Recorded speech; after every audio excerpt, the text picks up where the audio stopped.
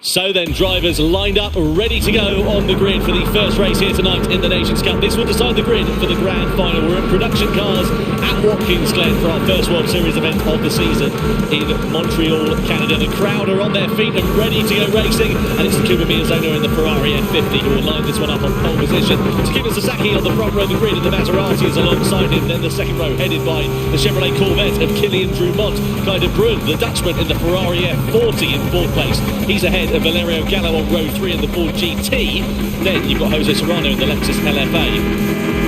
Killing Roach in the Mercedes-Benz McLaren SLR, 7th on the grid, ahead on Coque Lopez in the Porsche 911 GT3. Angel Stroza lines up P9 in the Lamborghini Diablo, ahead of Guy Barbara in the McLaren F1. And the final row of the grid is comprised by Adriano Carrazza in the Dodge Viper, ahead of the second Ford GT. That's Robbie Heck down in 12th position. Home track for him, Watkins Glen. He'll be hoping to get a bit closer to his compatriot in 7th. Man, this is so cool to see this lineup of cars about to take on 7 laps of Watkins Glen. Now look out front, Miyazono's out front in that F50. He, even with the rolling start, is going to be punching a hole for all the cars behind him down to that first chicane. So until he gets there, Miyazono, I imagine, is going to be driving in his mirrors. Pretty much it's his to lose. If you're in mid-pack like Gallo or Serrano, actually you're going to be in the train, in the slipstream train, and you've got a better chance of anyone as moving up the field. But keep an eye out on that Viper, keep an eye out on that Ford GT as well. I was told earlier they're pretty quick in this class, so cars definitely to watch throughout the race. So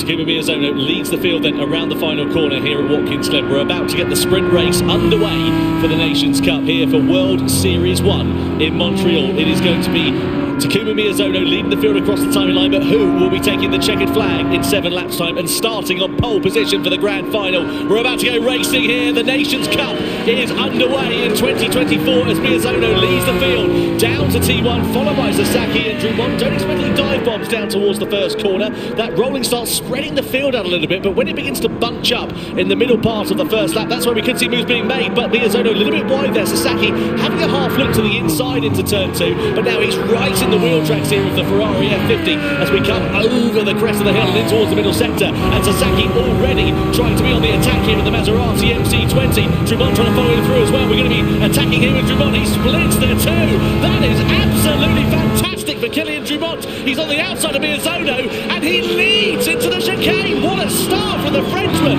Third to first in half a lap. Yeah, big support here for Kilian Drumont as he makes his way up into first place. Sasaki then just ran into the back of Miyazono, killed his momentum, and that just allowed Kilian Drumont, who had the slipstream, just to drive on by. Meanwhile, Guy de Bruyne behind is defending hard from Valerio Gallo in that Ford GT.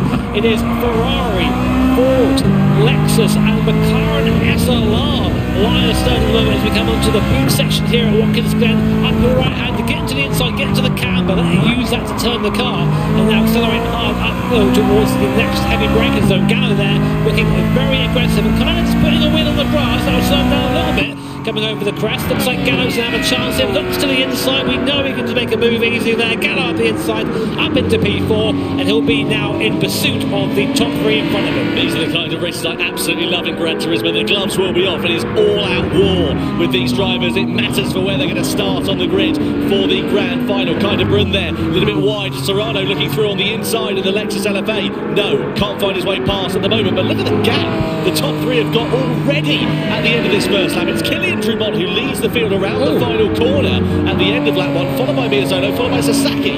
Big moment on the braking there for Sasaki, and the car got all kinds of sideways, but that is a challenge of these production style cars, not quite as stiffly sprung as the race prepared machine, so they do move around a lot under braking, and awesome to see Sasaki there just gathering back up and get back into the chase. Up to lap 2 then, lap 2 was 7 here at Watkins Glen. we're on board now with Sasaki. He's going to be again in the tow with Miyazono. That F50 a little bit weak in a straight line compared to the cars around it, which means that Sasaki should do, if he doesn't run into the back of Miyazono this time, goes to the outside. He should have the overspeed. Miyazono's going to make him work for it. Pinches his fellow countryman there. That's a little bit cheeky there from Miyazono. Stops the move being made. What do you reckon of that, Tom? Stewards might be able to look at that. I don't think that was entirely fair, because Sasaki had to get out the throttle to avoid going onto the grass.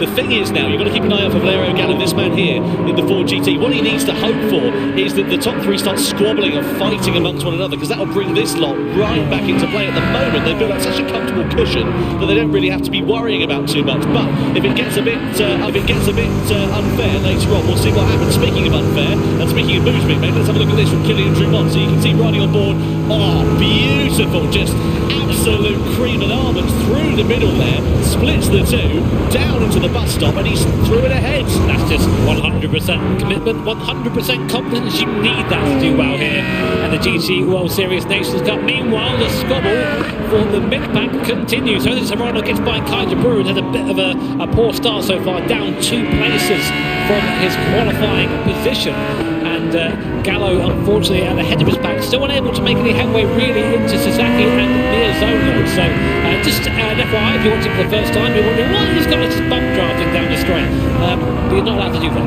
So you've got to do it on pace alone, as they say. So on board with Kaiser Brewer in that beautiful Ferrari F40, a little bit older than some of the cars around them, but still awesome to see it going now. And also, if you're wondering why these cars want to race against one another, you're thinking, you know, a car that's 20 years older than some of the other machineries, because we've got balance and performance. It gives us the opportunity to basically allow us to have a Lexus LFA fighting with a Ferrari F40, which in the real world you wouldn't get. I feel sorry for Car, but all we can hear right in front of him is the LFA. Can't hear his own car. That wailing V10. Yeah. What a noise that makes. Meanwhile, the fight for second continues between Miyazono and Sasaki. Now, what will Miyazono do this time? Sasaki's going to try the long way around again. Will carry more speed there, so he's gone, loses distance, carries more speed. He's in the draft of Miyazono, but not close up in the background, though. The fight for fourth place is really hotting up. Serrano looks like he's got by Gallo. No, he hasn't. Gallo dives back up the inside, retains fourth position for now. And this group is very slowly starting to catch the group in front, but it's not quick enough at the moment. Fastest lap so far belongs to Kylian Drumont, who's out on his own. He's pulled away from this pack. That is very impressive in a circuit that is so dependent on slipstream. Oh, kind of brilliant looking with a bit of hip and shoulder on the inside there of Jose Serrano. Smattering of contact between the Lexus and the Ferrari. That might allow Cullen Roach into play there as well. Coming through into the final stage we go. Serrano with an offensive, tighter line. You see Brun there using the throttle on, off, trying to find the right application of it. He eventually has to just sit in the wheel tracks of the Lexus for the time being. But has he got enough opportunity, enough momentum to have a lunge up the inside? No, thinks better of it for the time being. But they haven't got time on their side. They've got to be a bit careful about this, because it's going to be counting down before they know it. We're already over the halfway stage. Yeah, that F40 isn't looking too far mid-corner. He's stabbing that throttle, just trying desperately to get some rotation out of it, but just not able to do that whilst carrying any sort of tangible speed there. So this little second pack there is still formed of a few drivers. Coca Lopez at the back. So here's a replay. This is Sasaki and Miyazono. Just fourth position. No, there's another bit of contact between them. Sasaki gets up the inside there of Miyazono, and he makes a move up into P2. He puts that completely onto the battle, so our apologies there, but Sasaki does get by Miyazono then, finally, and now is able to chase Kylian Drumont, but I think already it's maybe a little bit too late. Yeah, 2 seconds in 3 laps. It's going to be a very tall order, that's for sure, for Takuma Sasaki, Valerio Gallo, Serrano, Kaiser Brun. You could throw a blanket over these 3 drivers at the moment. They are absolutely giving no quarter at the moment. You see the Brun darting up the slipstream. You can see Roach there in the background in the McLaren SLR trying to go through. Here comes Serrano. He's going to go past Valerio Gallo if he's not too careful. Down the backstretch we go into the chicane. Gallo once again has track position. Does that upset Serrano's rhythm and allow De Bruyne maybe an opportunity from behind to try and attack? He's in a really unfortunate position here, is Jose Serrano. Such is the close competition that we've got. He's having to look in his mirrors whilst trying to keep an eye on what Gallo's doing in front of him. Yeah, really strong defending there from Gallo as well, just being very assertive with the positioning of the car, saying no, I'm going to this is my corner, I'm having the apex. And Serrano, through experience and through skill, I might add, just able to decipher that body language from Gallo in front and go, you know what, okay, I'll back out this time, we'll give it another go the next lap. But these guys are so close right now. At the back of his little pack, we spoke about it, we've got Callum Roach in the SLR McLaren. Lopez, who is still part of this battle, but just not able to move up on this train at the moment. So down the back straight we go in towards this tight right-hander. There's more medium-speed corners on this circuit. There's not really any dive bomb opportunities in this part of the lap. You can see flicking it through the left-hander, very much one at a time, one-line corners through there, especially the elevation changes. You can see everybody running it really nicely and really clean. A lot of respectful racing going on, but no dive bombs being made. I gather, though, as we get to the final few laps of this race, that's when we're going to start seeing moves being made. On board now with Callum Roach in the SLR McLaren. I love this car. I love seeing it out here and racing against a smattering of other awesome 90s and plus supercars. Great to see them all out here competing like this. If you're unfamiliar with what this race means, it is setting the position order for the race, the grand final. So if Kylian Drumont finishes first, he will be in pole position, and so on and so forth. So it's important. Any position counts here. Certainly does. Miyazono then on the back of Takuma Sasaki through the right hand, and we go, and he's really trying to challenge his compatriot now as we come down the back straight. Sasaki's pulling out of the slipstream. Look at that behind. It's like watching a darts game, isn't it? They're just throwing it through. On the inside there is Kai de Bruyne on Jose Serrano. A decisive move from the Dutchman as he goes up into 5th place, and now his next target is going to be Valerio Gallo. A little bit sideways mid-corner there for de Bruyne. Keep an eye out for that, because he's had a few mid-corner moments. Gallo has a bit of a wiggle on the exit there as well, but he's just parking that car exactly where he needs to. Was there a bit of contact there into the left-hander? I think there was. Yeah, sideways there. Kind of did a good job to gather that back up again, but I get the sneaking suspicion there's going to be quite a big accident quite soon. If these guys keep going against rank Kai, they're really struggling. I think there might have been contact again from behind Jose Serrano. It might have been oversteer into the corner. It's hard to tell from that cockpit angle, but Kai now, I think, really struggling to keep that F40 pointing the right way. Down the background, Coque Lopez out looking for a move on Callum Roach. He gets through in the Porsche. Up into P7 then goes Coque Lopez, and Coque's not really done much this race. This guy is a very decorated GT driver. Oh, Callum Roach up the inside. Big lunge there. NASCAR style move from Callum Roach, moving Coque Lopez off the apex up into P. Oh, who is that? In the background, that's the Ford GT going off the track. And that is Robbie Heck, the American driver in his home race, spinning out of contention and spinning out of a good starting position for the grand final. What a shame there, but it just shows you how close and how aggressively these guys are racing. We're going on to the penultimate lap now, so it's all to play for. Drumont seemingly going to win at the front, but beyond that, it's anybody's game. Sasaki and Miyazono still joined at the hip as they go up through the S's once more. Now we know that the F50 that Miyazono in that awesome yellow paint is not quite as quick as Sasaki in a straight line, but using the draft is able to stay with them, and then is quicker in the corners. So unsurprisingly there, penalty there for Jose Serrano for some contact with another car. Sasaki passing Miyazono, I think, there in the background. Yeah, on the final lap. This is the incident which caused Robbie Heck to go plummeting down the order, so he got in a straight. Oh, he lost it on his own. He just hit the white line on the inside, then spent the next time saving it, got it back, saved it again, got it, ended up getting biffed there as well for good measure. Miyazono versus Sasaki, part 3. Miyazono up into 2nd position, so he's overtaken Sasaki again there, just off camera, just missed it during the replay. So now Sasaki is back in 3rd position in the Maserati. Great fight between these two. Here is the replay. Yes, Sasaki just up the hill here, and Miyazono using the slipstream to try and get back through, but then they just lost it again coming through here. But great images between the two. Yeah, brilliant racing then as we come through the final series of corners. Look at this, side by side we go. Down into the right-hander, Sasaki on the inside, Miyazono on the outside. Maserati versus Ferrari, the two Japanese drivers giving absolutely no quarter, and Sasaki is back through ahead of Miyazono with just a couple more corners now remaining.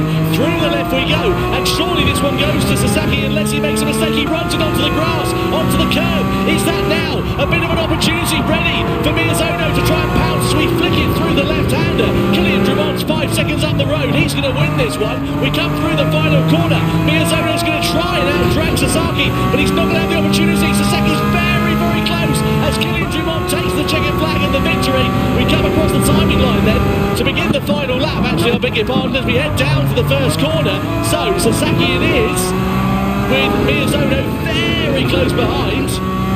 Yeah, Drumont so far on the lead there that Tom called the end of the race. That's how it's going, but we are still going.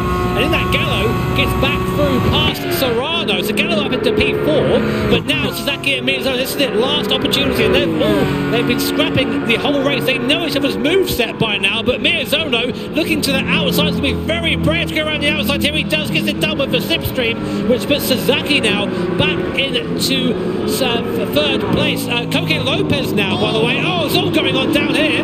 Look at this. Guy Barbara, Valerio Gallo, Kai de Bruyne, Koke Lopez is out in a fourth place now as well. Guy Barbara, Kai de Bruyne, and then you've got Valerio Gallo and Jordan Carrazza all in the mix here as well. It's kicked off massively on this final lap, and somehow Lopez is out in a fourth place. You've got lunges being made left, right and centre as we come through this left-hander into the final sector. Yeah, Lopez lost the car there down the bottom there, so now Kai de Bruyne back in there. Miyazono is now still defending here from Sasaki. These guys are still nose to tail. It's all going on everywhere on the circuit, with Drumont seemingly going to take this victory. They're side by side coming down the bottom here. Miyazono up the inside. Sasaki's going to try the long way around. Can he make it stick?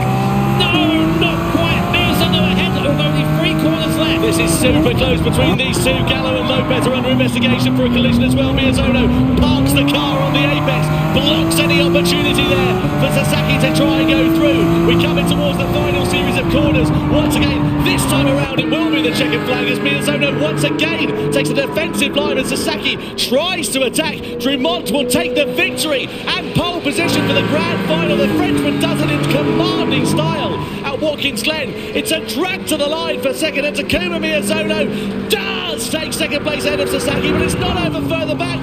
Lopez then will take fourth ahead of De Bruyne, Roach, Gallo, Barbara, Carrazza and Serrano down in 10th place on the final lap.